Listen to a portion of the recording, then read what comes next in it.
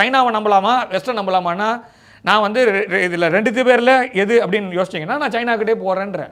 இதில் வந்து ஒரு ஆப்ஷன் பக்கத்து நாடை பகச்சிக்கணும். அதுவும் இல்லாமல் அதாவது சைனாவுடைய ஒரு அம்பாசிடர் சொல்லுவார், India has culturally conquered and dominated China for 20 centuries without sending a soldier across the border அப்படின்னு. ஸோ ஒரு வீரனை கூட எல்லைக்கு அந்த பக்கம் அனுப்பாமலே நம்ம 20 நூற்றாண்டுகளாக சைனா வந்து அவங்களுடைய கல்ச்சர் வந்து இந்தியாவுடைய கல்ச்சரோடைய டாமினன்ஸ் தெரியும் நல்லாவே. ஸோ அப்படி இருக்கும்போது நான் அப்போ வந்து நான் ஏன் அவங்க கூட வந்து ஒரு பெரிய சண்டை போடணும்? இதில் அவங்களும் வந்து கலோனியல் ஆஸ்பெக்ட்ஸில் பார்த்தோன்னா அவங்களும் ஒரு விக்டிம் தான். அவங்க வாரிங் நேஷன், அவங்க அக்ரஸர், அவங்களால வந்து சாதாரணமாக திங்க் பண்ண முடியாது. இதெல்லாம் நான் ஒத்துக்கிறேன், இல்லைன்னு சொல்ல. நான் பஞ்சஷீல் கையெழுத்து போட சொல்ல. அகைன் நான் திரும்பி வந்து we have to make a deal அப்படின்னோடனே நான் நேருவின் பாலிசியில் ஒத்துக்கல. நான் நேருவின் பாலிசியில் நீங்கள் வந்து சைனாவை அப்படியே பாருங்கன்னு சொல்கிறேன்.